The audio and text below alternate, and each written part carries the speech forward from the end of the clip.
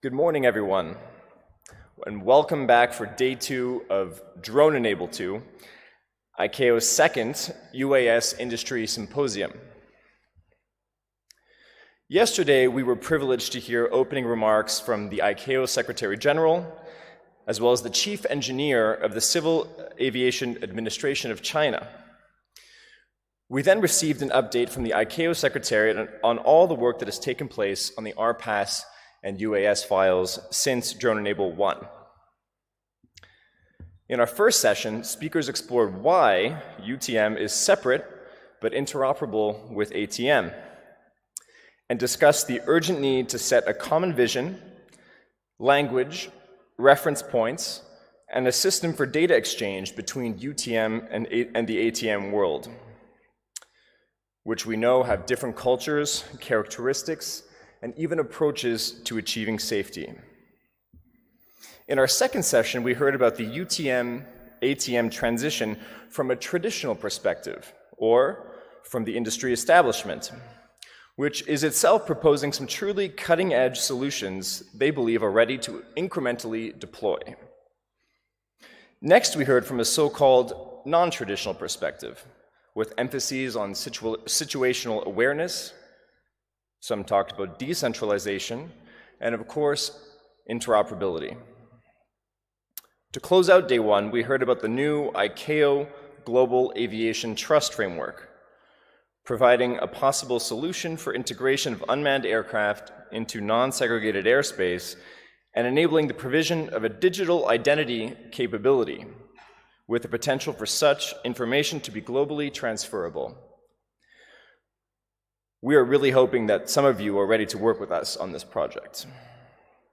And now, on day 2 of Drone Enable 2, our final day, we are ready to go deeper, exploring what is necessary to make the transition from segregation to integration in this global UTM-ATM conversation. To help us get started, it is my great pleasure to introduce our second keynote speaker of Drone Enable 2, Mr. Dirk Hoke. Mr. Hoke is the Chief Executive Officer of Airbus Defence and Space. He is a member of the Airbus Executive Committee and joined Airbus from Siemens, where he had been CEO of the Large Drives business unit since 2014. He had previously held various executive level positions at Siemens after becoming CEO of the Cluster Western and Central Africa in 2008. Mr. Hoke has lived in Germany, Argentina, Austria, the United States, China, and Morocco, and is fluent in 4 languages. Please join me in welcoming Mr. Hoke.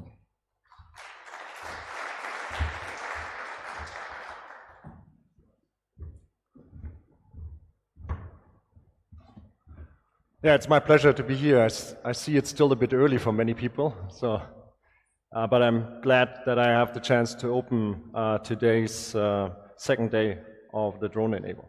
I would like to give you a bit an idea about what Airbus is thinking of UAS and what is our way forward, and also why UTM is playing such a major role in our decision and strategy making for the years to come. And it's not by accident that I start with some words from Steve Jobs, which is maybe a bit strange, but looking at what Steve Jobs did when he created the Newton. I don't know how many people, do you still remember the Newton? Who knows the Newton? Okay, a few people still remember. The Newton was an incredible piece of technology at a very early stage, and I really loved it, but the technology couldn't keep up with the idea of its creator. And looking at innovation, most of the innovators probably would have failed to bring it to market because they were struggling with technology, but not so Steve Jobs. 20 years later, he came with exactly the same idea, and he created the iPad. So what was wrong? It was only not the right point of time to bring the idea to the market. And innovation is only as good as the go-to-market. Innovation is nice, but if you cannot create products and systems and create solutions and services for mankind, it is nice ideas, but it's not innovation. So for us, it's this time somehow different. We have technology, We have money, we have resources, we don't have a policy framework that allows us to scale or to take the right decisions yet.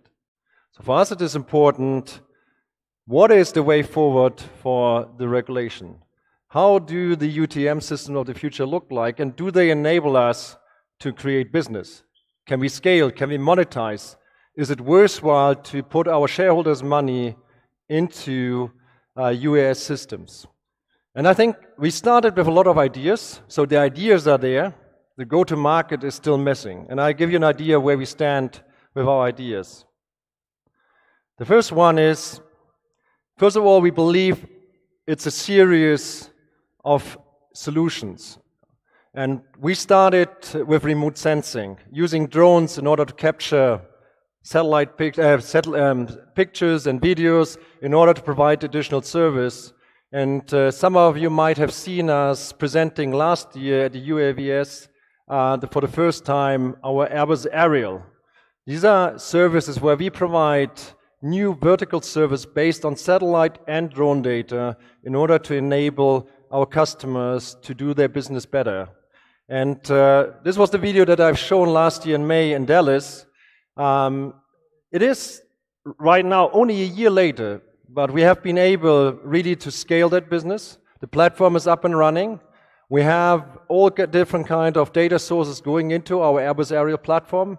We have already added the analytics layer that enable us to run scalable business.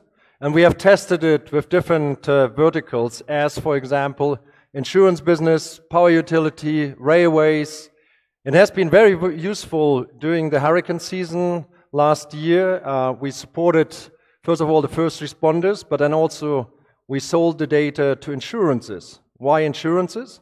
Because we were able to show exactly what the damaged areas are, because we have satellite pictures of the area before and after, so we can exactly identify the damaged area. And then we can use machine learning in order to do the analytics on how damaged the houses are. And we can put them in sequence and help the insurance to accelerate the insurance claim processing.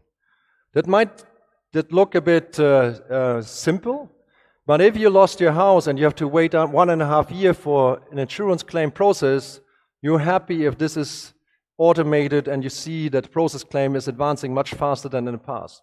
Because there are only a certain amount of utility provider in order to be sent to take pictures and videos, create a report.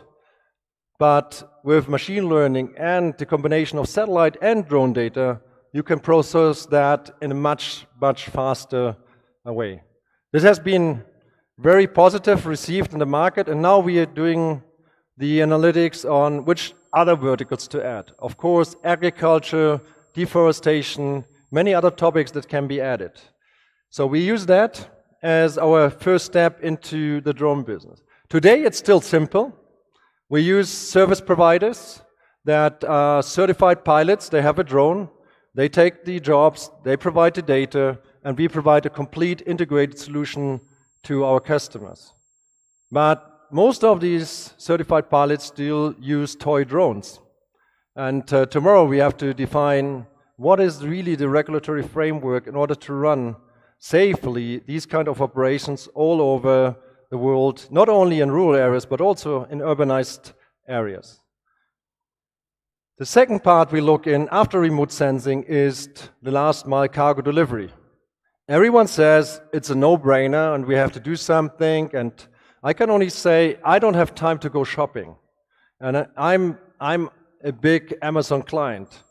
What I hate the most is if I'm traveling, my wife is not at home, the parcel delivery service comes to our home and leaves a nice card saying you can pick up your parcel at the postal station, and then probably on Saturday, and you can only pick it up on Monday.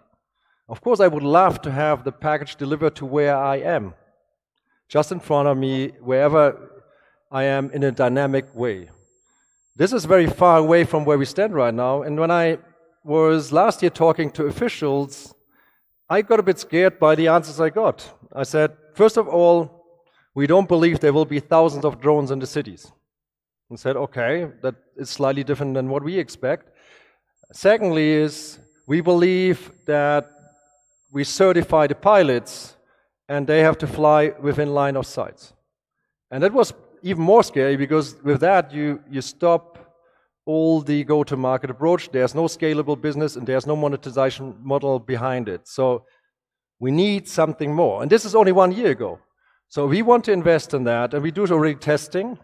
We need clarity and certainty on the regulatory framework going forward that allows us to create a business that can be applied. Right now we do testing in Singapore with the University of Singapore together with Singapore Post. What we try to do there is we fly between pods. We fly also from ship to pod. And we have delivery station with robots that can do the parcel delivering. And we also demonstrate that we can fly in 3D corridors in a controlled way. So these kind of things we're doing. But the next step will be, can we scale? Can we go to a city and deploy thousands of pods and in order to have a scalable business and to meet also the price point that our customers expect from us? And then the ultimate goal, of course, urban air mobility. Today we see congestion is already a major problem in all the big urban cities of our world. And we know that 2007 we crossed already the first time that 50% of the world population living in urbanized cities and areas. We expect that 2/3 of the world will live in urbanized areas latest to between 2030 and 2050.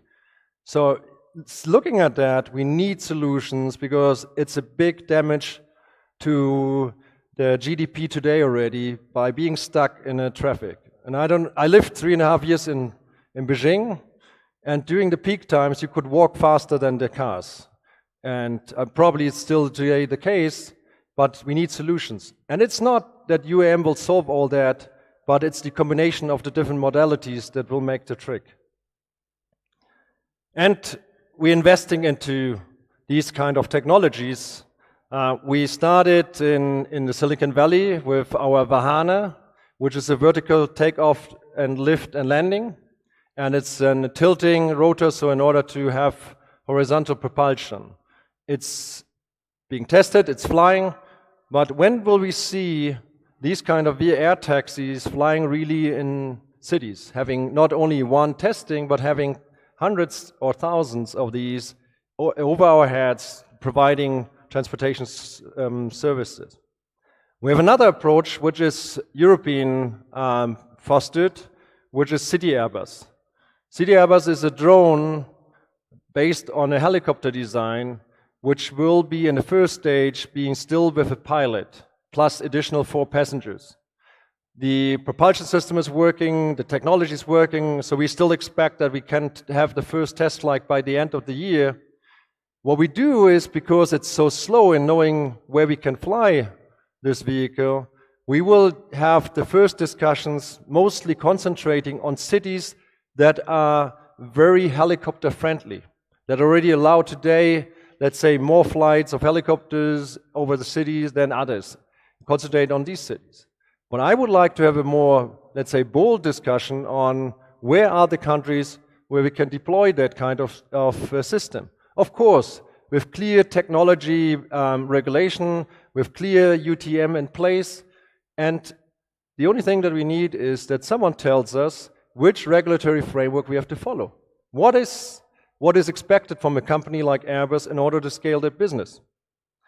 We have also other activities like Baum. Baum has been tested in Sao Paulo in order to increase the usage of helicopters and to reduce the price tickets. So this has been very successful because if you ever have been flying into Sao Paulo and arriving on a rainy day in the morning, it's really a major adventure to get to downtown.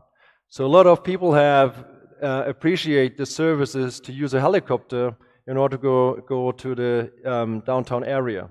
We have expanded that service now to Mexico City, and it is so far looking like a very fast development for this kind of combined services in order to enhance the usage of helicopters.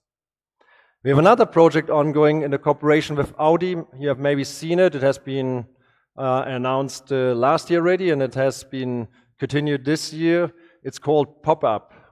Pop-Up is the collaboration of Audi having a vehicle that is able to use a rotor in order to fly. And this is, of course, still a future, but it's technology that is possible, technology that we can apply. The question is, when can we apply it into European or American cities? When can we start growing that kind of business? We have another topic that is very interesting. And I don't know if you have seen it, but we just broke our own world record a few days ago.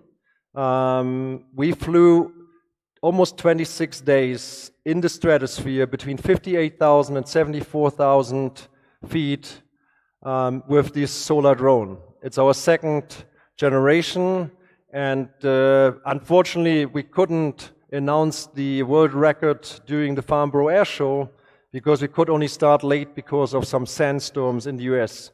But we broke the world record. We have an endurance which can be now already extended to 3 months in the stratosphere. And the ultimate target for our engineers is now to bring it to 1 year endurance in the stratosphere without being forced to land. 1 year of service that you can deploy everywhere you want in the world, flying in the weather-free zone and providing either connectivity services or surveillance services. So this will be a total game changer, and the technology is there and we're advancing. But again, what will be the way forward for certification of such a vehicle, as it will be a very, let's say, unique kind of solution. For us, this is, let's say, showing that technology is moving very fast.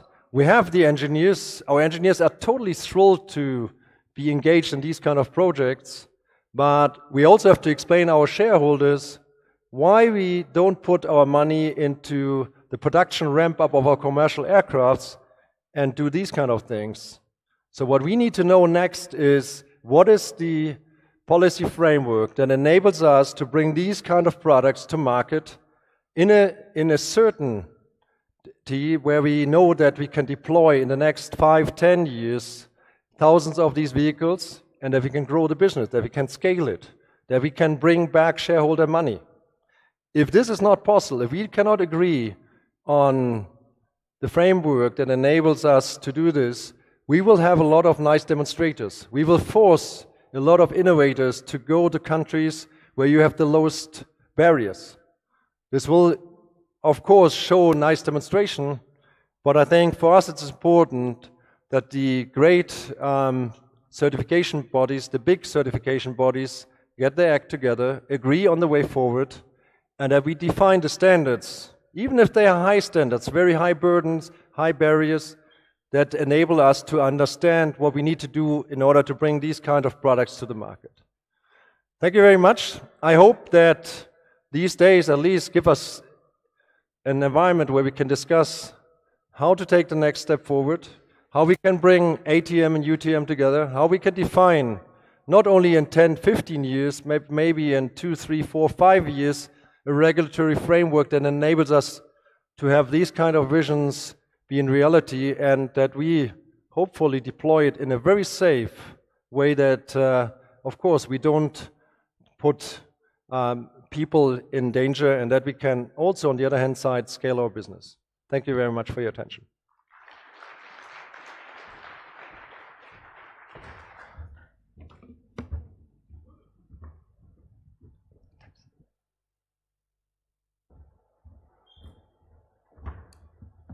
Thank you, Mr. Hoke. We appreciate your words and your leadership in the aerospace industry, and certainly look forward to continuing to collaborate with Airbus and others on developing this regulatory framework that everybody desperately needs. Now it's time for an update from ICAO on the global UTM framework, which was developed by the ICAO UAS Advisory Group based on the information derived from Drone Enable 1. Now I'd like to invite Mark Wuennenberg, Technical Officer at ICAO and Secretary of the Advisory Group, to provide this update. Thanks, Mark.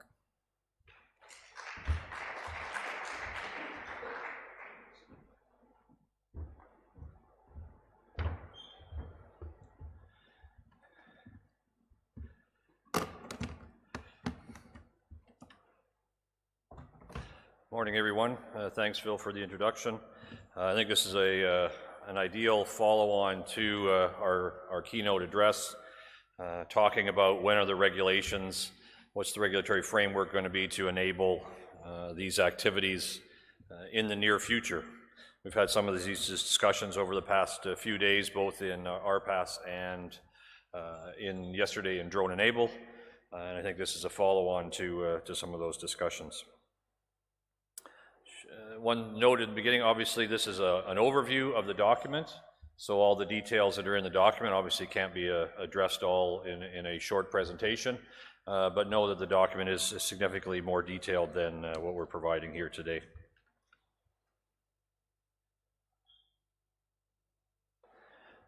Excuse me.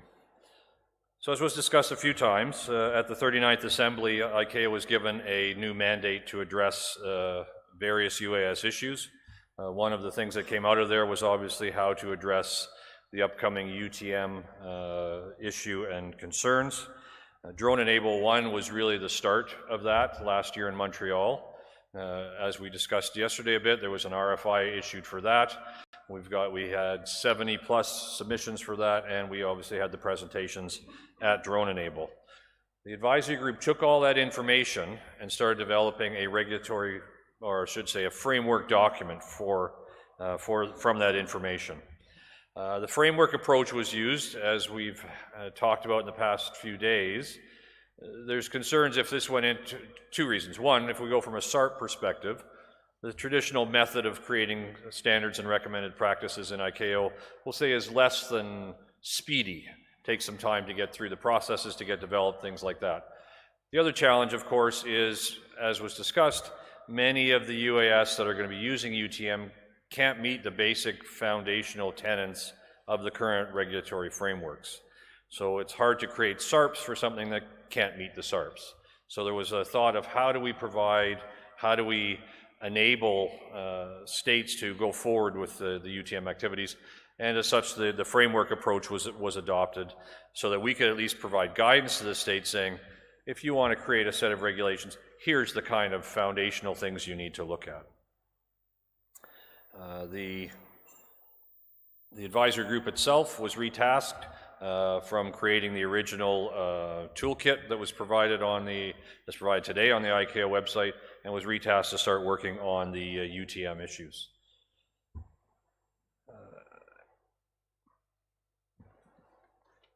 Just a quick outline on what the framework will look like, the kind of topics that are going to be covered in the document itself.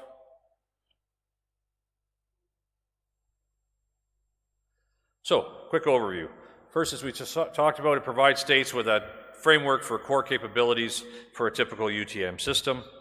It is a high-level document, high-level requirements and considerations, and it's also not a technical document. We're not proposing technical solutions. We're not saying this is the way it should be built or how it should be built. We're saying these are the components that it needs to have. And obviously from a tech perspective, if we start detailing or dictating technology now, by the time the document is a year old, it's going to be out of date the way tech is going today. The first edition addresses the low-level environment. We fully understand that this is going to grow and increase. This afternoon we're going to hear briefings on the high-level environment, the above E or the above 60, sorry, above A or above 60. These are all going to have to be incorporated into the frameworks as it develops. The intent was we needed to get the first core capabilities or core segments out to the state so they could start moving forward. So, what are the objectives? Foster a common framework. Again, on RPAS, I talked about the intent of harmonizing capabilities between states. That's where the SARPs come in from an international level on manned aviation. We need to do the same thing if we're talking about UTM. You want to fly your aircraft in country A and country B, that trust needs to be established. We do that by starting to harmonize. Obviously, one of the key objectives, we need to maintain safety. That's not just safety of manned aviation, it's safety of other unmanned aviation, and also safety for people and property on the ground. Obviously, facilitate more complex, low altitude UA operations. again by enabling states to develop that regulatory framework. Support technological developments, provide the safety-focused recommendations, as well as address security and environmental risks. Okay, so what about the intent of the document itself? Similar to the objectives, but a little different. We already talked about the harmonization. We want to enable industry, manufacturers, service provider, end users to grow safely and effectively and efficiently so that the industry can start moving forward into the UTM space, similar to as some of the ones were discussed yesterday in the afternoon. Obviously, minimize disruption to the existing manned aviation system. As well, the UTM architecture needs to meet the community demands. What does that mean? Critical safety, right? We need to maintain that. We've talked about that throughout the past 4 or 5 days. And obviously the introduction, the timely introduction of the appropriate traffic management capabilities. And those should address the anticipated operation levels as well, not just necessarily what they are today. We need to start looking forward into that. Excuse me. So, assessment. These are some of the key areas that the advisory group looked at when we started developing the framework document. Of course, a lot of this is directly based on the information we got through the RFI, as I mentioned, as well as the presentations and discussions we had last year in Montreal.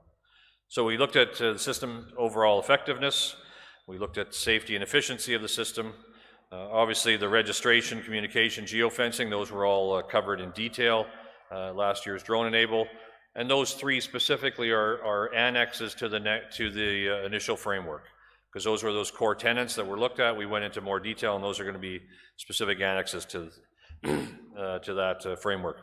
Interoperability, both with other systems, and again within other nations. We need to harmonize this. Radio spectrum became a huge item of discussion. Availability, suitability, security.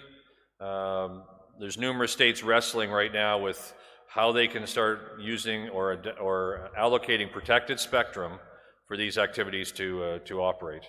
Recently saw a UAV operation that went horribly awry simply because the spectrum they were using wasn't protected. So here's some of the core principles of the framework itself. To fully integrate, UAS will need to operate with manned aviation. We're talking about ATM to UTM. That's just simply going to further that core principle. Safety must be paramount. While allowing both sectors to cooperate with each other, we can't unduly impact the safety of the systems.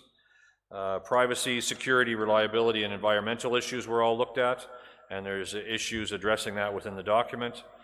Compliance and accountability issues, harmonization of, again, risk profiles, performance-based regs, and the oversight, so that, again, we can use these internationally and the standards are harmonized. And then the key thing is emerging technologies are going to be the answer and provide a lot of these solutions. Again, we didn't address those solutions, we didn't address the technologies, but we did address the fact that we are going to need technology to advance the UTM capabilities. Another key principle that came up was oversight remains with the regulator. Of course, there's things that a regulator can delegate down, as it does with manned aviation, whether it be pilot licensing, whether it be other aspects, but in the end, the regulator still has to be the one that's conducting the oversight. Airspace access and aircraft prioritization policies need to remain applicable. What does that mean? Today, if there's an emergency flight, an aircraft's an emergency, it has priority to land, right? Those kind of policies need to remain even in a UTM system. Also, the issue of equitable access. We can't have one user blocking all the airspace for their use. There has to be equitable access for all users in the UTM system, and that's addressed in the document. Obviously, the operator needs to be qualified, and access to the data was also important. Who gets access to that data that's coming out of the UTM system? Obviously, the USS probably needs it. What about the regulator with regards to enforcement activity? Perhaps what about security or police personnel for nefarious uses or enforcement activities? So there's some discussions about access to the data itself.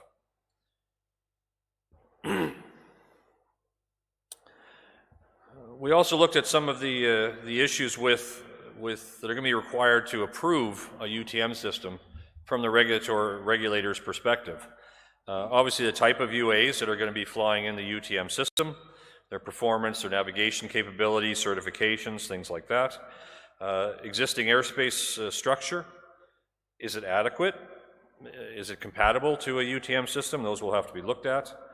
The nature of the operations being conducted, type and density of the existing and anticipated traffic are all going to be looked at as part of approvals of such systems. All UA in the UTM are going to be cooperative. That was one of the main key principles that came out that are going to have to be looked at when you're approving a UTM. That had a fair amount of discussion within the advisory group, but in the end, that was the consensus. Second to last bullet was important too, the management of both aeronautical and geographic information, AIS and GIS data. If you look online and try to find systems today that provide information, especially in the AIS branch, you're going to see lots of systems out there that have lots of data, and unfortunately, I'd say a large portion of them are not valid, they're not timely, they're not reliable. They're a year old, they're 2 years old. Airdromes change, airspace changes, and that data has to be maintained up to date. And obviously contingency and emergency procedures. We saw a couple of briefs yesterday that have, say, a cloud or have a central computing system. What happens when we have 50, 60, 70 UAS in the UTM and that computer goes down? Who's going to do what? What happens to the UAS? Don't necessarily have the answers, but those have to be addressed when we're starting to look at approving UTM systems. We also understood that this isn't going to happen right away and it's going to take time. So we put together a list of key enablers and complementary actions the states can start doing now and start working on so that they will be ready when the regulatory aspect comes in.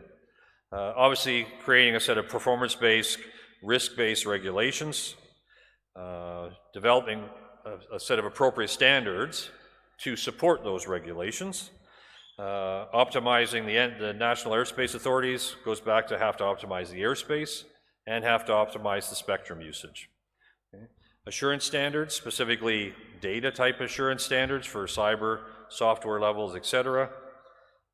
Education and guidance can start today for USS providers as well as UAS operators. And as we talked about, the trusted AIS and GIS data needs to be out there.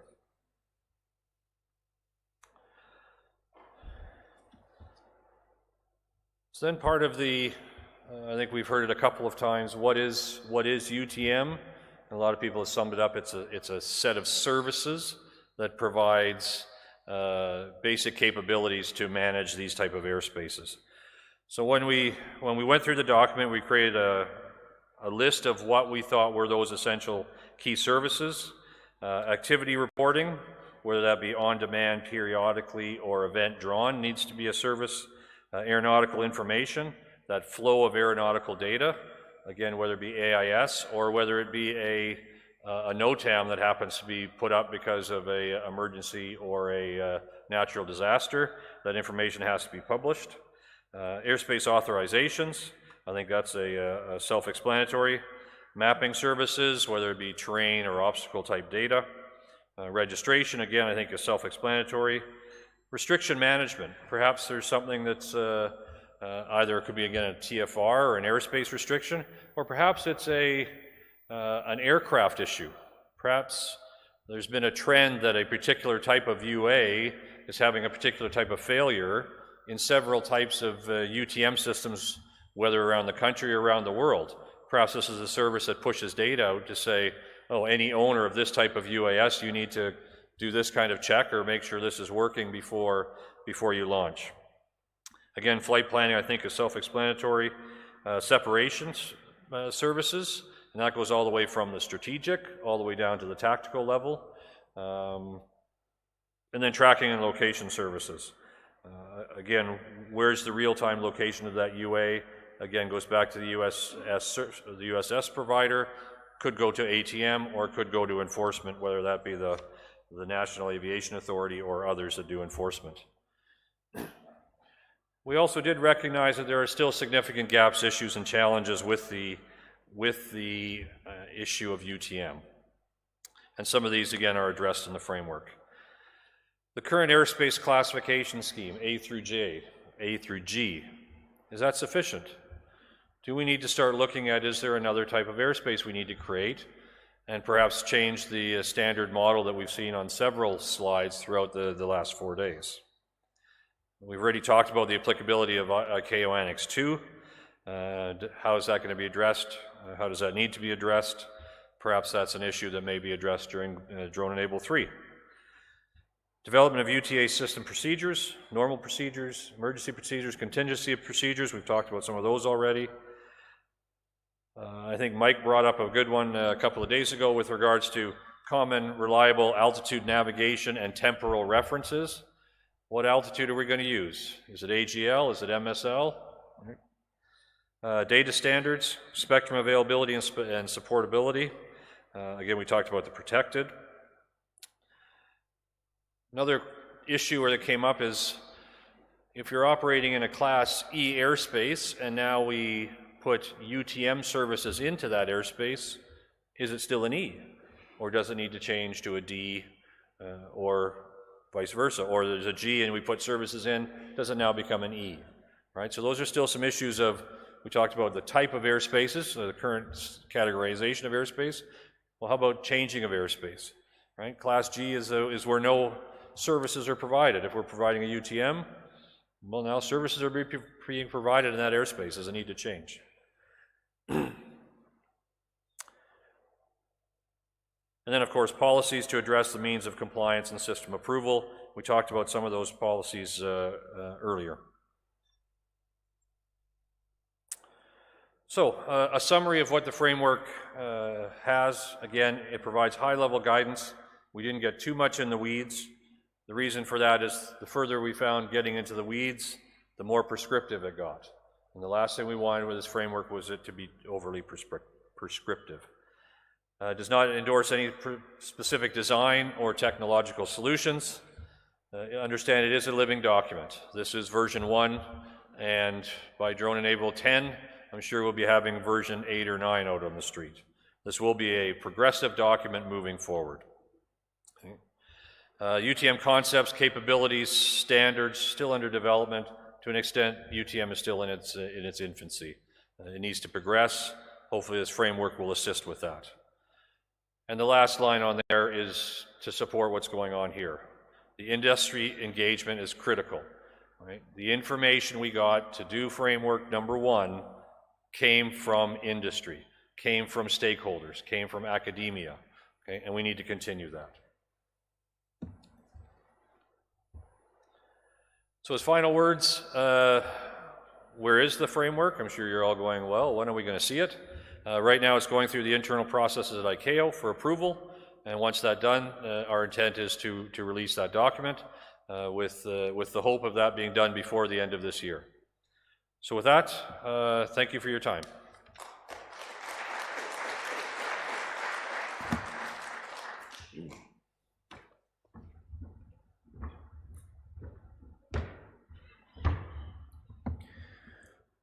Our next session is entitled Beyond UTM, Something Out of the Ordinary. Our moderator is Mr. Michael Gadd, Head of International Regulatory Affairs at Altitude Angel. Previously, he was with the UK Civil Aviation Authority and EASA. He's been active in the work of JARIS, EUROCAE, and ICAO, where he has recently served as the chair of the RPAS panel. Mike, I'd like to invite you to the platform, as well as all the speakers for this session, so we can get started. And being mindful of the time, we may take a little bit of your coffee break. Please come up.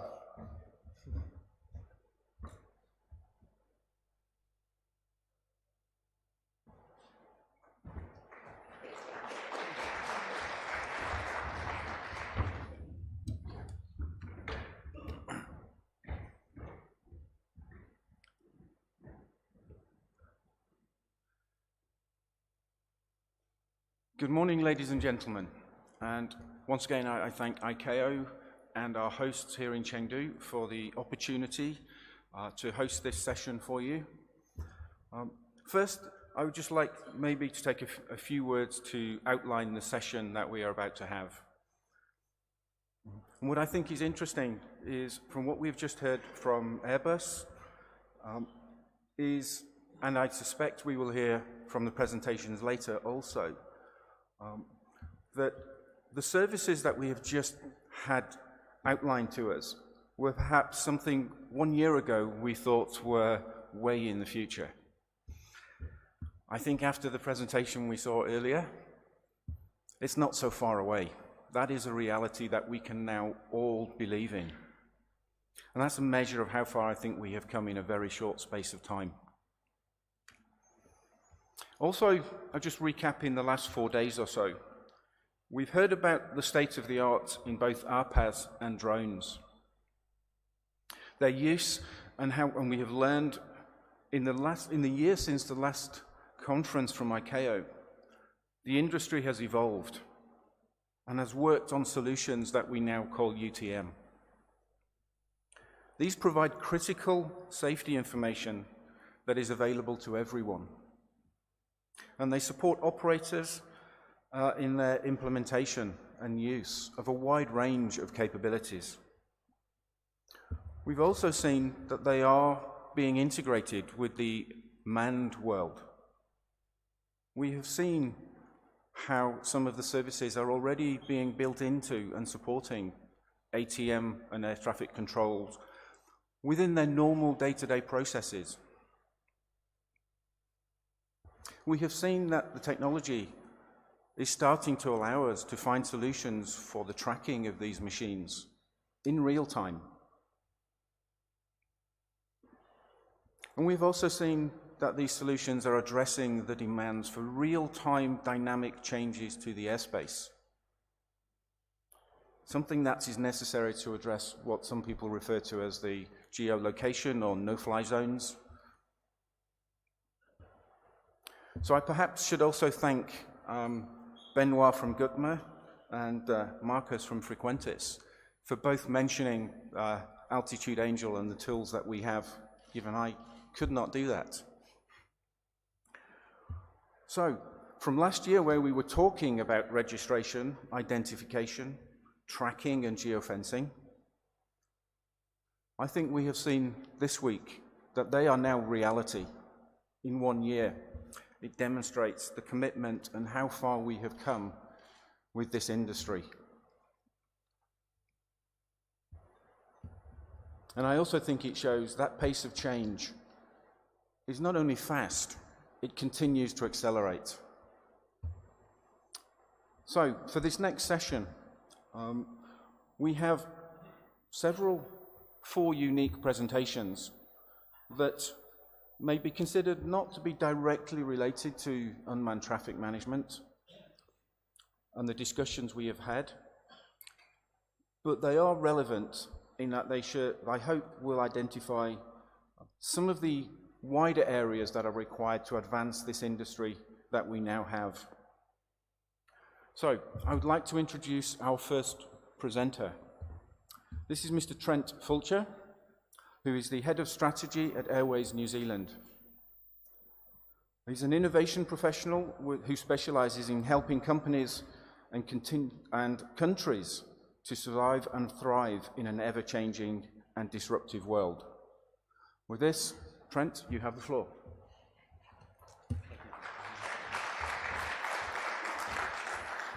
Good morning, ni hao. I hope you're all enjoying the symposium this week as much as I am.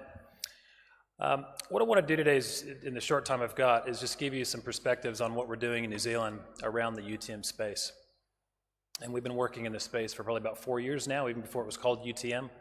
And I think because of the exponential growth that we've seen in this space, it's given us given all of us an opportunity to rethink the way that we manage our airspace, rethink the way that we provide services to our customers and the broader aviation community in new and unique ways. So I want to just delve into 3 areas that we're really rethinking as an ANSP, and I represent the ANSP in New Zealand. and how we're thinking about our future differently. Hopefully I get the right, there we go. So first of all, just a little bit about New Zealand. For those of you that have been there, you know it's a beautiful country with wide open spaces, not a lot of people, and a great place to fly a drone. We've got about 280,000 drones, ranging from recreational to commercial to flying cars that are in R&D. And compare that with about 5,000 aircraft.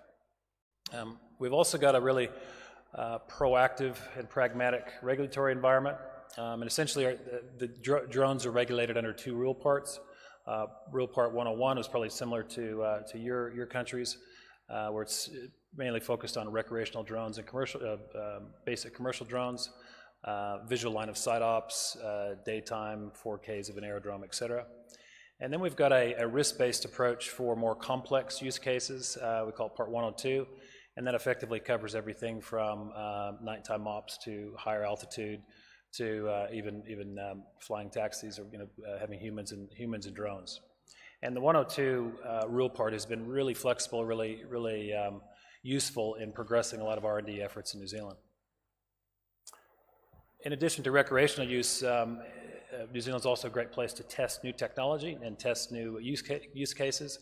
There's a couple of examples there on the screen. A couple of years ago, we had US-based Flirty do some trialing with Domino's Pizza to deliver pizzas into the Auckland CBD area via drone. And then more recently, you've probably seen in the press the Kitty Hawk Zephyr aircraft flying taxi that's now trialing in the South Island and progressing really well in their plans. One of the nice things about the environment we have in New Zealand is because of the size and the dynamic environment, we can get the regulator, the ANSP, the Ministry of Transport, Ministry of Economic Development, together in one place within a couple of weeks' notice to meet with organizations like Zephyr and be able to make decisions and drive things forward. So I think that in and of itself is quite unique as a country. Lastly, but just about New Zealand, we put up a website about 5 years ago called AirShare, and it was, I guess, our UTM 1.0, even before it was called UTM. And effectively what it does is it allows a drone pilot to file a flight plan that's coming near controlled airspace or into controlled airspace, get approval for that flight, and then have some communications during flight. We've had about 10,000 registrations into that site, and it's been a good kind of first foray into this space. And what's interesting about not only our regulatory environment, but also what we're doing in the UTM space, that was fit for purpose 5 years ago, but as we all are, I guess, grappling with at the moment, it's not fit for purpose going forward. And so as an ANSP, in working very closely with our local regulator and government agencies, we're looking at how we begin to rethink our airspace and rethink the way that we provide services going forward. So we've come up with a vision, and we talked, this slide's a little bit busy, but I'll just summarize it. We've talked yesterday quite a bit about getting all the parties together globally to come up with a vision in this space, and then take that vision, build a work plan around it, and then execute. And our keynote this morning focused on the absolute need to be able to do that to drive further innovation in this space. We did that 12 months ago in New Zealand. We got all the agencies together. We put together a vision that everybody could align around, and it was really fostering a UA environment that was safe, commercially viable, but also created an opportunity for further R&D in the country. It's underpinned by several building blocks, including the right regulatory environment, education and awareness, the right infrastructure to have in place across the country, be it ADSB or LTE infrastructure, and then a holistic UTM environment. And all of those work streams we're actively progressing at the moment. And our goal by December this year is to have our next generation UTM, national UTM environment up and running in beta that we can then be testing and trialing. Okay, so what are the three things that we're really rethinking as a business? The first one is around how we deliver digital services to our customers. So when I talk about my customers, we talk about airlines and airports. We've been embarking on the digital tower journey over the last 12 to 18 months, like I'm sure a lot of you have. And as we've been going through that process, we've been engaging with our customers and talking about the services that we provide today. Are those the same services that you'd like in the future? Would you like us to, kind of rethink how things are offered? And the overwhelming response we've had back is the services you provide today are fantastic. but they're not flexible enough. They're not dynamic enough, and they don't allow us to grow and experiment with our business as if you're an airline and evolve at a rapid pace. So as we looked at digital towers, that will, I'll give you an example. In a, say, a regional aerodrome, we might have a full ATC service for the entire day, but we've only got 2 peaks throughout the day where you need a full ATC service. First thing in the morning and last at the end of the day. In the middle of the day, you've got highly skilled people sitting around, doing not a lot, and of course the airline is paying for that service. And so we've been engaging with the airline about how do we provide a service that's fit for purpose when you need it. So we scale up to provide that full ATC service, and then possibly look at scaling down into, say, a flight information service throughout other parts of the day. And those are the kind of conversations we're starting to have. And during those conversations, we're also being asked for, well, what services can you provide us, or clarity can you provide us around non-cooperative drones in the area? So we're now looking at drone radar type services that we could put on at the aerodrome, and then obviously drone management services as well, but all delivered centrally. So we're kind of shifting our thinking from delivering services at an aerodrome level to more of a centralized service that we've got more control, more flexibility over. We're just putting our first digital tower into Invercargill, which is at the very bottom of New Zealand, if you've ever been there. A great candidate for a digital tower. And as we implement that service, we're going to be looking at offering these new digital services, including drone management and drone detection, as part of that core offering. The second area that we're rethinking is how we provide services to the general aviation community. And a lot of this has really come from our experience with UTM, and we did a UTM trial last year on the South Island with AirMap, and had some really good feedback from users. But we also learned a lot about what works in UTM, but also what we can take to our GA community. And so today, if you fly A to B as a GA pilot, there's a whole lot of insight, a whole lot of data, a whole lot of information that you need to be across to fly safely and effectively. Your NOTAM information, your ATC updates, your terrain information, your MET data, et cetera. All of that information is available. It's high quality information. Most of it's paper-based. It's updated at varying frequencies throughout the year. It's not integrated as much as it could be, and it creates an environment where there's friction in the system. So what if we visualize the way that we deliver these services in a different way? What if we combine the data, and moved from seeing information or reading information to seeing information? And there's probably 3 examples there. Lower left-hand corner in terms of flight procedures. Instead of reading about the flight procedure and getting your head around it, what if you could see that in 3D, either on your computer screen, your iPad, your phone, whatever it is, and have more insight about the route you're going to fly. Aero data maps, instead of having a static map that's updated monthly or quarterly, what if that map was dynamic and there was weather information, NOTAM information, conflict information, et cetera, in real time in the map? And then thirdly, in a mixed airspace environment, giving GA pilots insight about what drones can and can't do in that space and vice versa. And so as we begin to kind of rethink services for GA and take that back into UTM thinking, what we're wanting to do is come out with UTM services that really cater for both. Now the information might be displayed and delivered differently, but the information is the same. So again, yet another example of how we're rethinking how we do our business today. And then lastly, we're also looking at how we can provide better, integrity and accuracy of satellite information to support drone growth in New Zealand. So we're doing a project right now with the Australian government around SBAS, satellite-based augmentation, and precision point positioning, to look at how can we narrow down the accuracy of GNSS signals from, say, 5 meters to 1 meter with SBAS, and then with precision point positioning, how we can get even down to 10 centimeters. And the benefits are obvious. Not only helps with things like precision agriculture, better detection of conflicts and avoidance, and obviously opens the door more effectively for drone parcel delivery, et cetera. So that's just yet another example of how we're kind of rethinking how we both manage airspace, provide data, and then how we provide services that are, I guess, supportive and relevant for this growing space. So hopefully those 3 examples gave you some things to think about.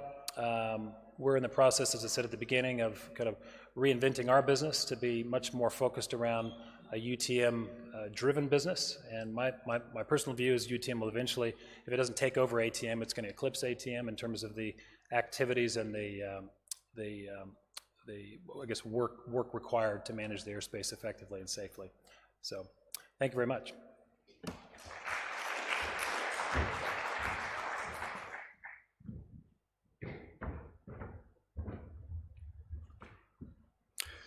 Thank you, Trent.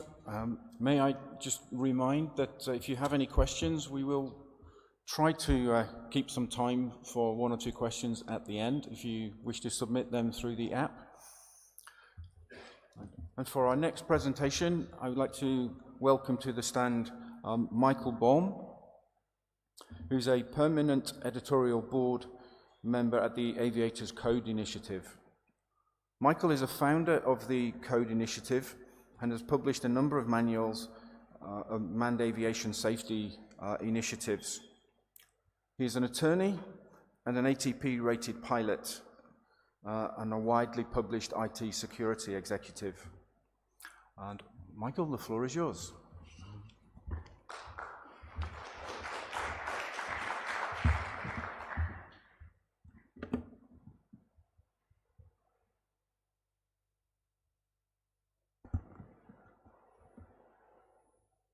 Good morning. Integrating unmanned aircraft into controlled airspace is essential and inevitable. And as with any new aviation technology, safety demands security, scrutiny, innovation.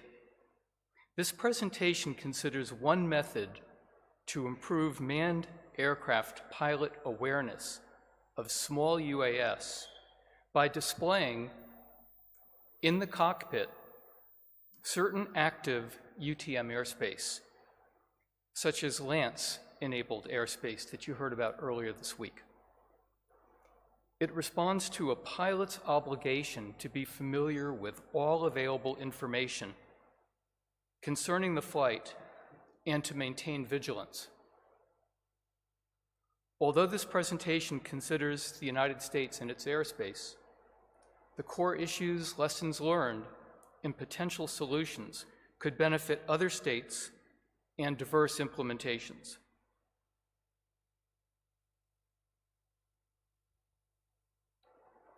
The Low Altitude Authorization and Notification Capability, or LANC, an initial UTM initiative, provides small UAS operators automated airspace access near airports. And coincidentally, the final installment of LANC went live today, now affecting 470 airports. Its authorization and notification information goes primarily to air traffic control, and thus is ATC-centric. In contrast, the manned pilot community remains largely unaware of LANC. When asked about LANC, manned pilots invariably respond, "LANC who?" Flight risks are generally greatest in the area around airports, where there's little margin for error and high workload for pilots of manned aircraft. It's important to note that LANC brings small UAS into close proximity with manned aircraft. And LANC UAS facility map implementation was expedited to increase equitable access to airspace. Enhancing manned aircraft pilot awareness of LANC would be beneficial.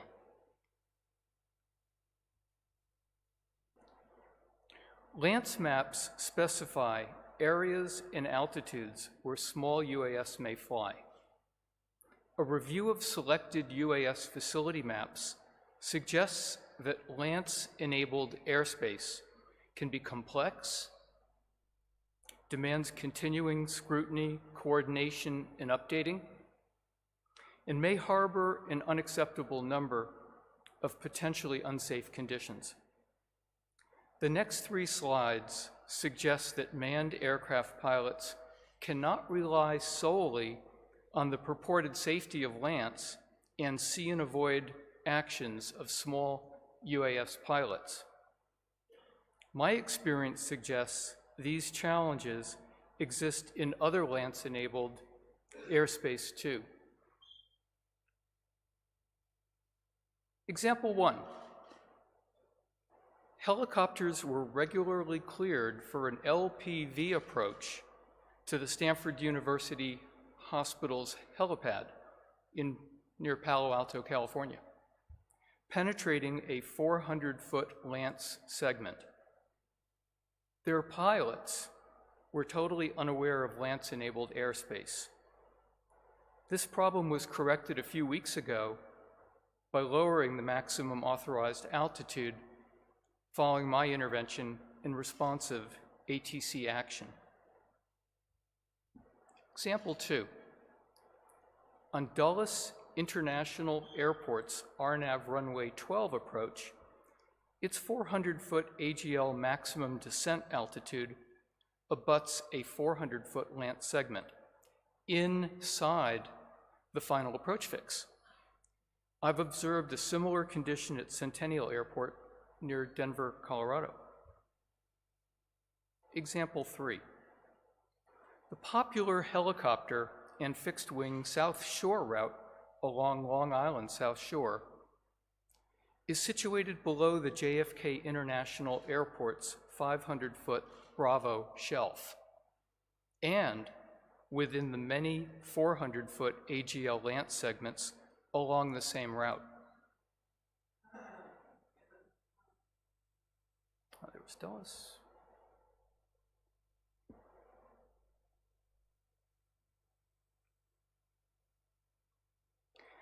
The preceding examples suggest, and is underscored by the Lance and UTM concept of operations, sharing UAS information with manned aircraft pilots should significantly enhance safety.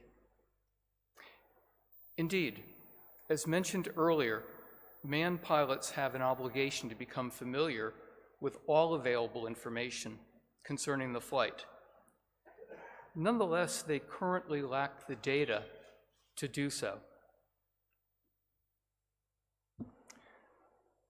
The proposed method would apprise manned aircraft pilots of nearby active Lance segments where small UAS operations have been authorized, while not indicating real-time UAS targets. The method does indicate segments where UAS are most likely operating. Consider that other potential hazard information is already provided to pilots in the cockpit, such as active military operations areas, where a military aircraft might be 100 miles away. If such distant risks are displayed, can we not also display nearby unmanned risks, which can lead to equally disastrous consequences? The proposal would contribute to better in-flight decision-making. In appropriately equipped cockpits, active segments can be displayed, for example, on a sectional chart as geolocated polygons here in red, with their corresponding maximum authorized altitudes, here just as an example expressed as flight levels. As a human factors matter to prevent information overload, this capability can be presented as an optional layer and preset and defaulted off.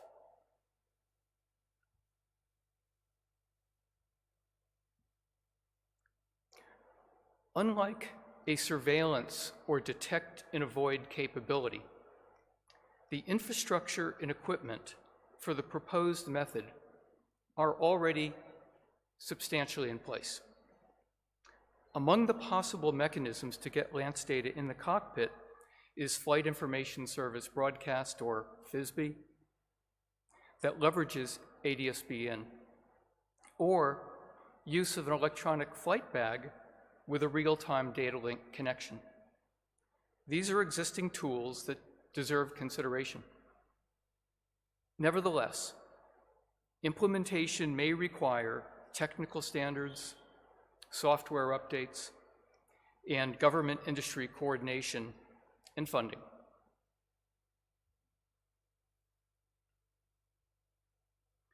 Among possible options for developing such a product, NOTAMs may provide a useful starting point.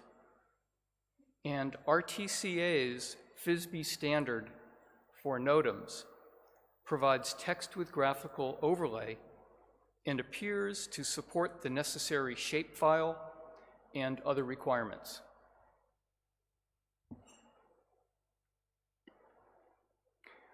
Lance data can reach the cockpit again through multiple channels, including, as noted earlier, ADS-B data link, and also Internet over IP services, including SATCOM and perhaps 4G data link.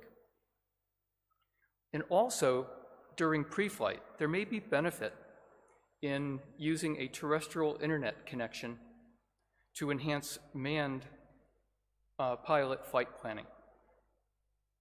ICAO is currently developing air-to-ground information exchange standards that could be applied to the dissemination of Lance-type data. This effort could allow for globally harmonized small UAS data publication across state boundaries.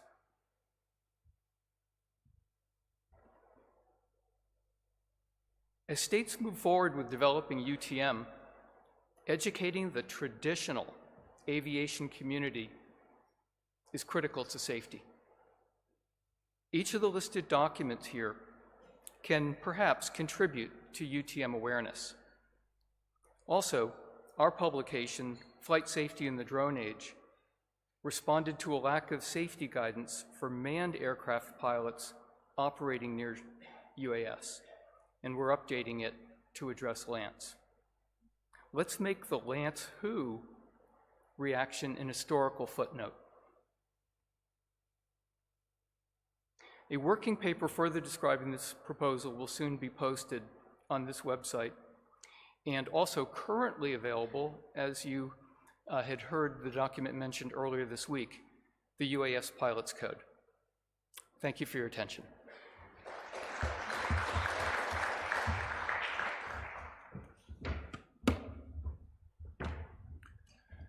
Thank you, Michael. And next, I would like to introduce you to Mr. Harrison Wolfe.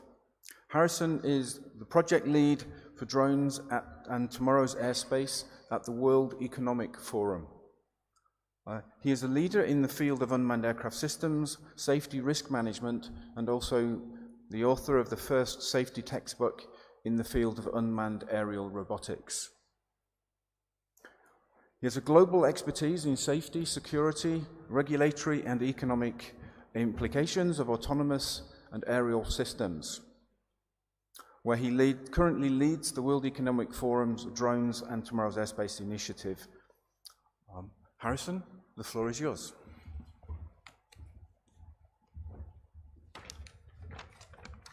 Thank you for that kind introduction, and good morning, everyone.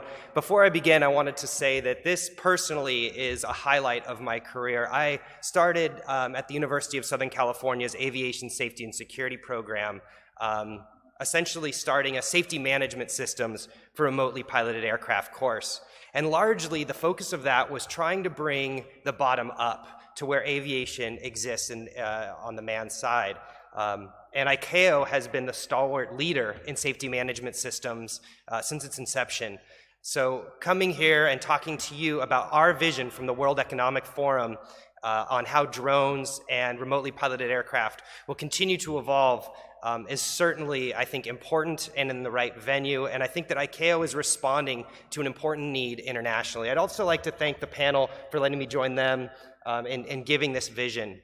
As you see before you, this is a discussion from one of our conversations in Davos with leaders from the government side, manufacturers, academia, civil society, looking at what pathway exists from going from data collection and recreation to flying cars and drone delivery in a robust, comprehensive, and inclusive way. And as you can see, it looks complicated. I know we can't read all the words up there individually, but I think the overall pathway to this future has a lot of twists and turns in it, from a regulatory side, a technological side. And I think what we're hearing over the last few days is that technology is only one part of the solution. This is a 20-year journey that will take a long time. It will take iteration and cooperation, and certainly unmanned traffic management is a part of that. But I encourage us to take a step back and to look at the policies and technological frameworks that must exist to advance these efforts. So I work for the World Economic Forum's Center for the Fourth Industrial Revolution, a center dedicated to addressing unique challenges presenting themselves in a number of technologies and cross-cutting initiative sectors. My team, of course, being Drones in Tomorrow's Airspace with my colleague Timothy Reuter, we look around the globe to understand what the challenges are at a systematic level. And this challenge is unique because the Fourth Industrial Revolution is characterized by a speed, scope, and scale of technological evolution that is unparalleled in human history. We've heard reference over the last few days to this new technological revolution, this idea that governments are being presented with challenges unheard of and with a speed and scale that they're unused to interacting with. If you had asked a few years ago what ICAO's timescale is for reacting to a new technology, they would say first, it's very effective and it's very important to the international regime, but also that it would take some time. And I think that the fact that we're on Drone Enable 2 and RPAS 3 represents a response, a successful response to that demand in the sector. ICAO has been asked with ensuring a united, safe, secure, and inclusive sky for all humanity, and we heard that vision from Mr. Voss yesterday, one that they are well equipped to respond to, and one that I think will take cooperation from industry as well. And now humanity is now tasked with inserting itself, and ICAO's tasked with inserting itself into a unique jurisdiction that they're not used to playing in, right? Because that's a response from nation-state members saying, we need your help in understanding what drones can do and to set the framework for a safe action that doesn't endanger the international framework.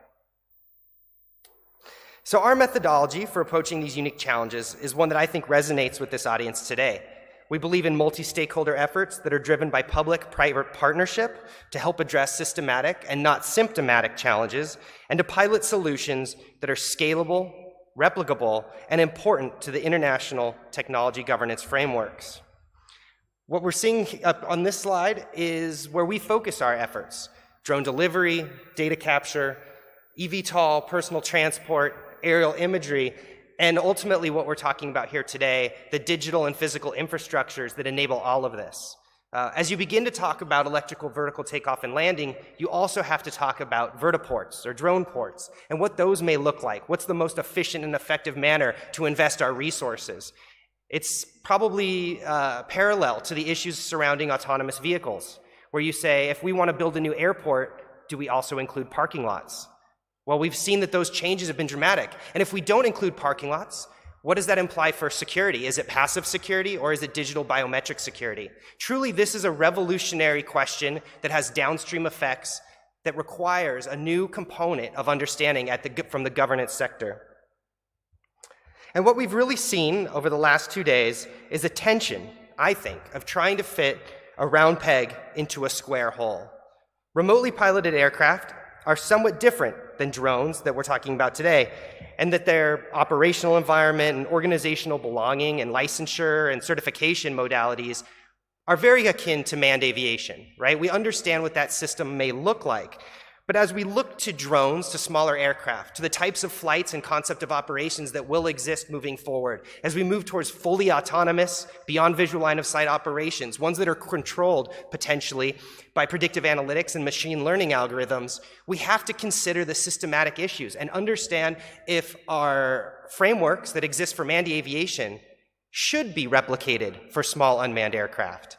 We can talk about unmanned traffic management as a technology that enables all of this. We probably need to reconsider what types of responsibilities a human has, what type of quantitative and qualitative measures are acceptable, and how to integrate those into the frameworks at a regulatory level. As we talk about concept of operations, we must consider flight patterns, operational environments, technologies, and ultimately their risk profiles that are vastly different from manned aviation. And over the last few years, we've seen consensus ultimately treat them in the same way as manned commercial operations. Again, trying to fit a round peg into a square hole. As we heard yesterday, the many dissimilarities that require UTM also require us to take that step back. Potentially accidents and incidents, once considered the main key performance indicator for all of aviation, may not be the most appropriate for small unmanned aircraft. We may need to approach this from a more holistic risk approach.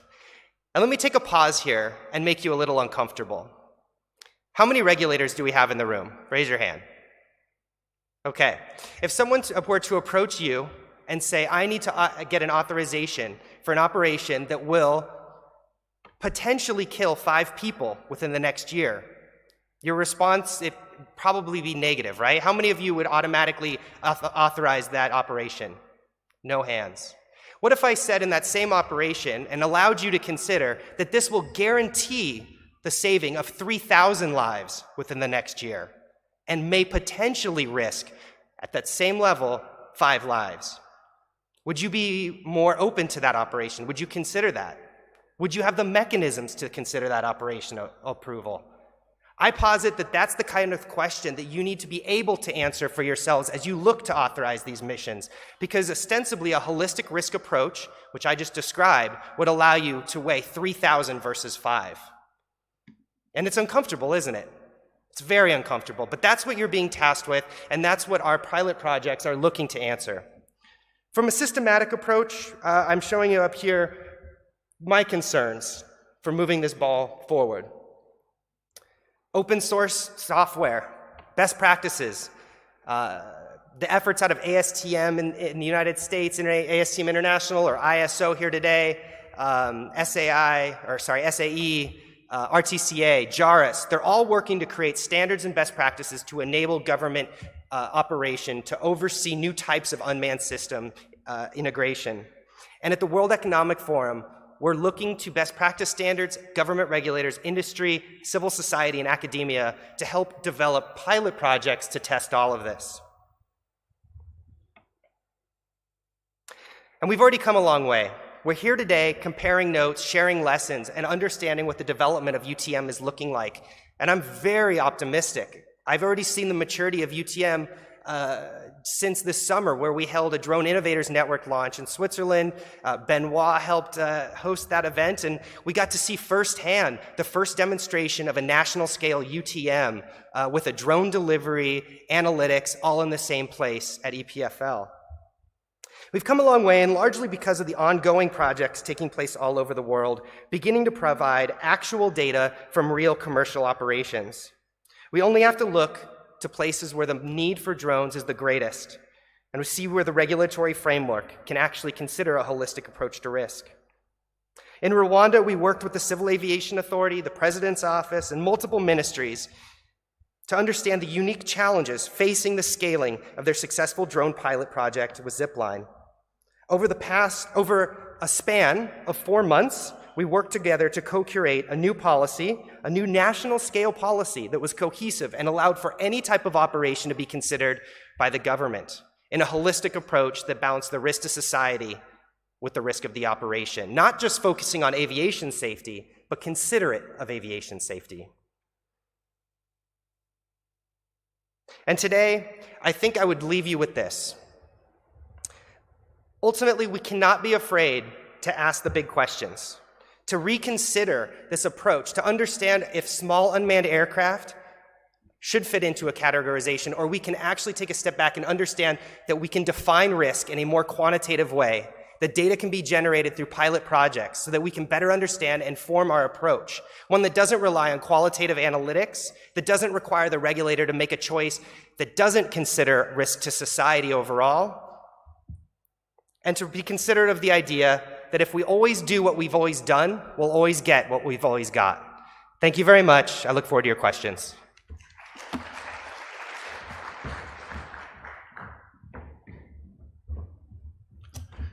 Thank you, Harrison. And our final presenter for this session, I would like to introduce Ms. Yolanda Zhang, who serves as the Vice President of EHang and is mainly responsible for the construction of operation and management systems of EHang's UAVs, including the airworthiness certification, pilot qualification, standards and operational rules. She has years of working experience in UAV operations, management and policies, and has assisted in the research and development of UAV supervision and related systems for the Civil Aviation Administration of China. Thank you.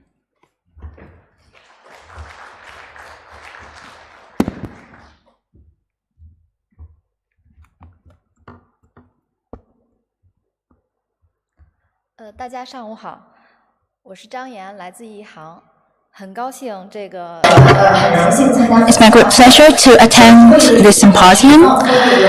So the name is Drone Enable. So today I will be talking about how to innovate and transcend. Before I start my presentation, I will tell you a story.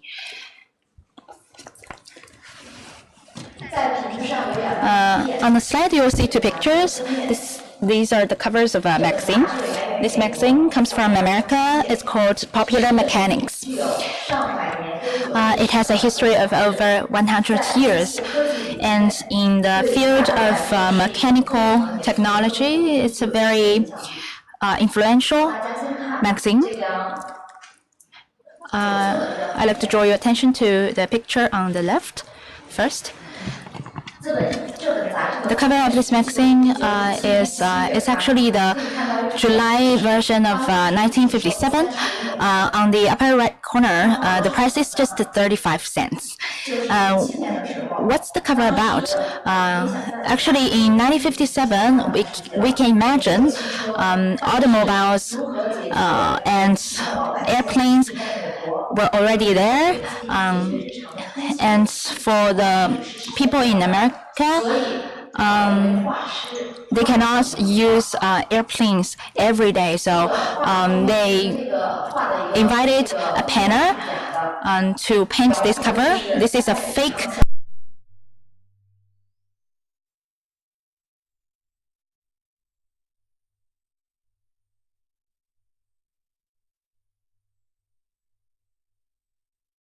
the flying car.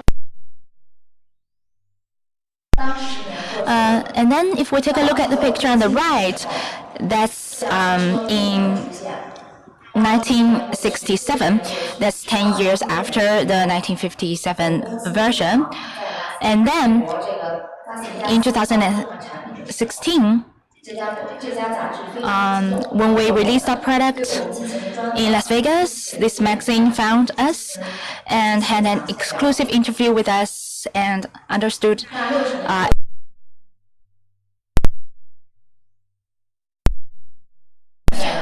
Yihang of China realized the dream of America in 1957. So the picture on the picture on the right is the product of Yihang. So the 184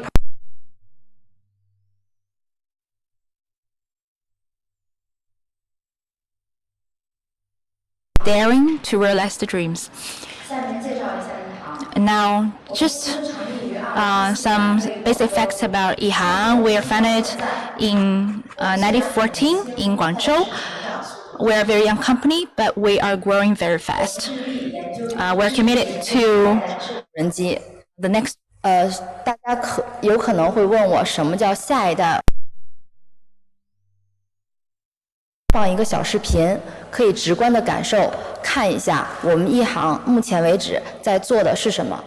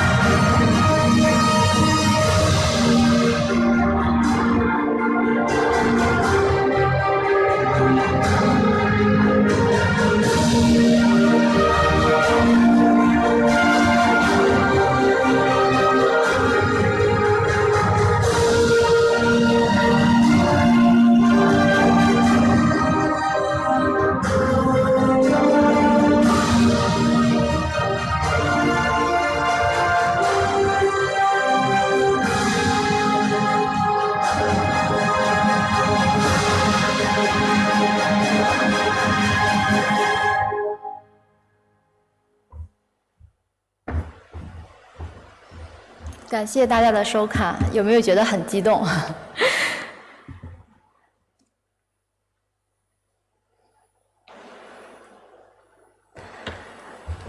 简单的这个汇总一下，就是我们一航目前为止的业务板块大致是这5块。刚才看的是日常，我们每天都在飞的。在中国可以看到这个编队表演，在广州、在西安，包括前段时间在厦门，我们都做过现场编队表演，并这个从一开始到现在到今年到目前，我们已经做过上百次的编队飞行表演，并多次创过这个吉尼斯世界纪录。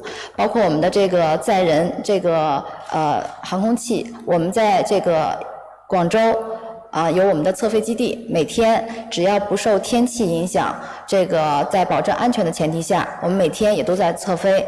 还有呢，就是我们的物流，我们的这个跟2018年6月跟永辉超市合作，做了这个城市内的这个首次这个运送这个叫这个餐饮，然后开辟了这个全国首条城市内的一条航线，这就是一航。因为我们一航有这种不忘初心的精神，所以呢，得到了各界领导的这个关心和关注。这是我们这个3任国务院副总理到一航的一个对一航的一种关心，然后到一航来亲自来体验。还有就是我们国内外的一些媒体的报道，包括这个央视、人民日报、中国日报，还有时代杂志，还有纽约时代广场等等。这是 Vogue 时尚杂志的一个封面版面，邀请一航参加，主要呢是为我们勾画出未来人们出行的方式和美好生活的一个愿景。我们一航呢愿意尝试新的挑战，正如这个套用习总书记的一句话就是人民对美好生活的向往。People's pursuit of a better life is the goal of Yihang. That's why the 184 product of Yihang is a short distance travel means. This is the command and control center. So speaking of smart air traffic, our top priority is safety because this product will carry a pilot on board. So safety is our first concern. So all the parts are registered in order to ensure the safety for the passengers. They don't need very complex operation. They just choose takeoff and then landing. So for those who cannot fly the airplane, they can use our product to experience the flight. And speaking of the command and control center, it dated back to the Olympic Games in 2008. It was the command and control center on ground used during the event. And then to the Asian Olympic Games, we also updated this product, and currently this system is commanding all the UAS in the space. And then in 2017, in 2018 in Lianyungang and Shaoguan, we built smart city command and control centers. In the practical application, this system was continuously updated and developed. So this multifunctional UAV flight command and control center can help us monitor, control, coordinate, alert, and record all the UAS. All the products, including the logistics, flight, and manned aircrafts, are using this command and control system.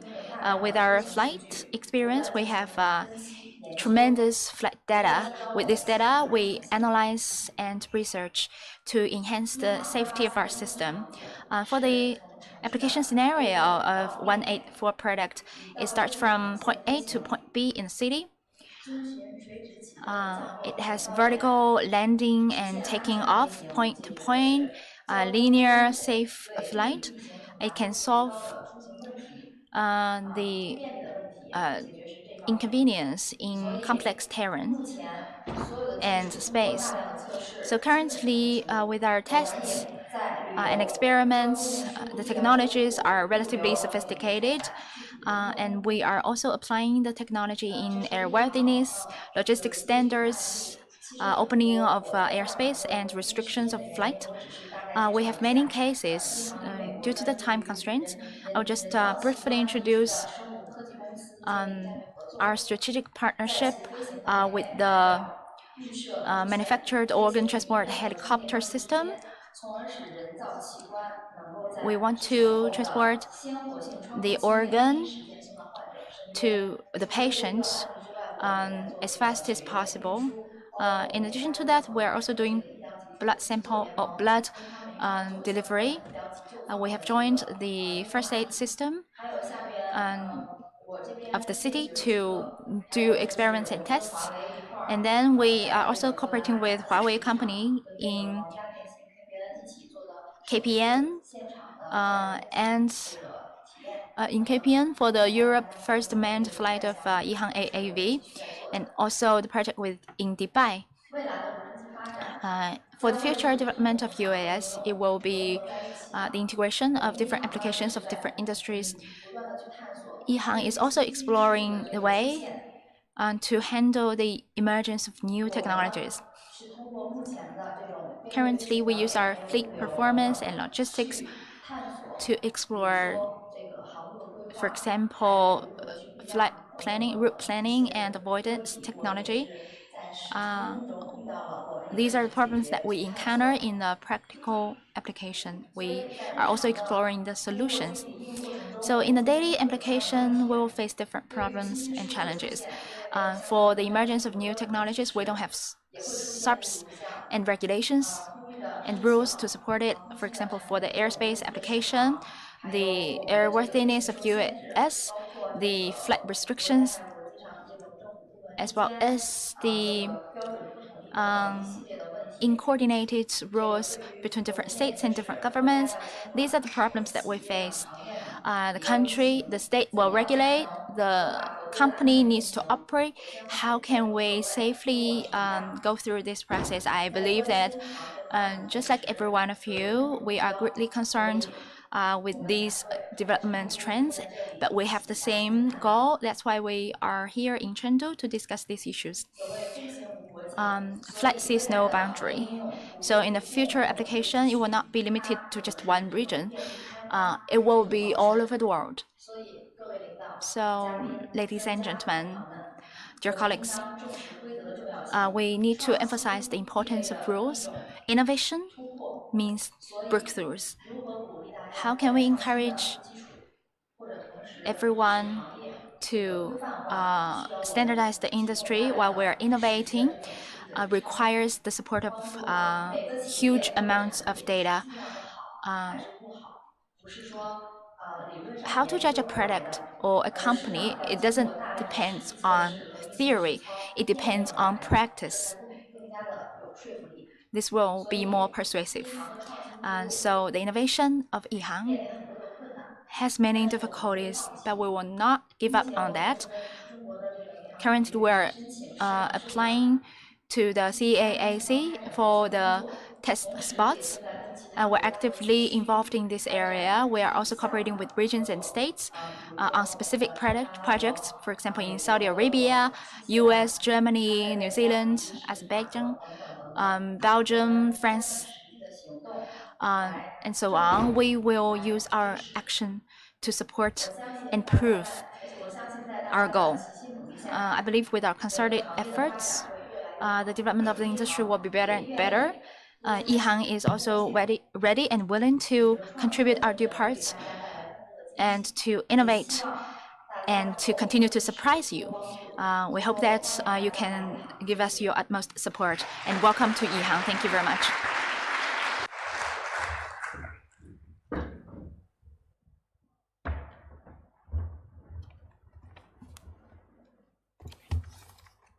So thank you, Yolana.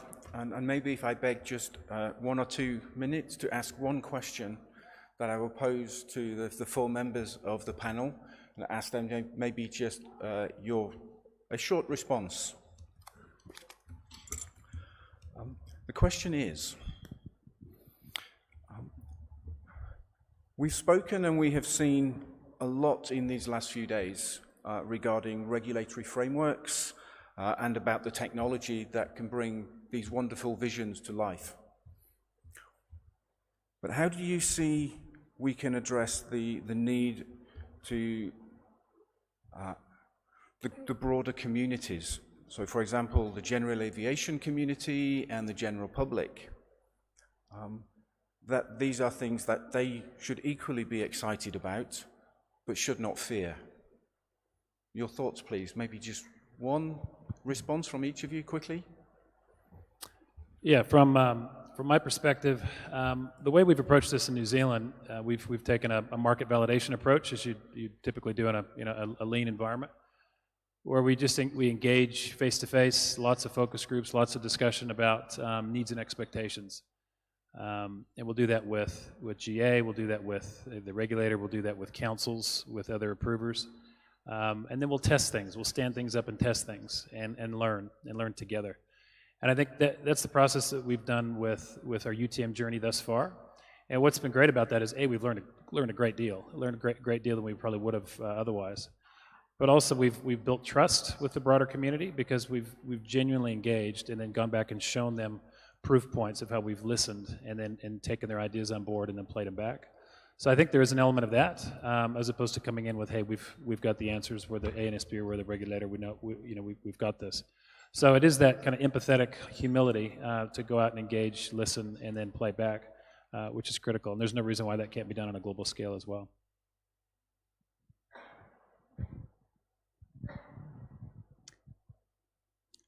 I think that I'd say in a very significant way, right from even early design, bringing a cadre of manned aircraft pilots into the mix is a healthy two-way street and educational mechanism. And the second point would be, even if we're not at the point yet of declaring any new changes in airspace, there are really good paradigms for stakeholder involvement in the broader consideration of changes of airspace design. They're time-tested and assure a full understanding and, again, broad stakeholder involvement. And on the GA side or the like, just in an informal level, that type of engagement, I think, would be quite helpful. I'll try to keep this short. For me, it really depends on adding that demand side of the equation, right? So not focusing on the providers of the technology, but going out and understanding what challenges exist in communities. I find myself in Africa a lot more recently, and seeing the unique challenges that local communities want to solve, and bringing the regulator to those local champions to understand how this will be used in a positive way. To me, that's the most effective in pushing this forward while addressing the challenges that we all face.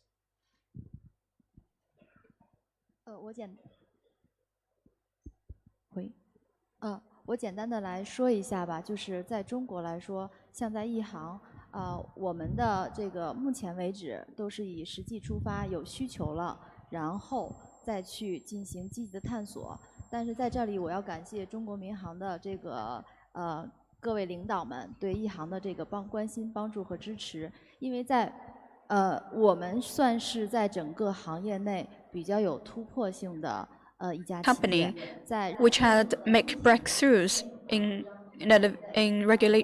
technologies, and some of our technologies may exceed the current framework of regulation, but CAAC has been very tolerant and inclusive to utilize new technologies and new tools to discuss future regulatory environment and framework. Be it now or in the future, we believe that we're going to face increasing demand from the market, but the government, regulators, and the enterprises should work together to boost development of this market and industry to solve more problems. Thank you, everyone. And with that, I think our time has run out, and you will be looking forward to your coffee. So may I ask you to thank our panel members.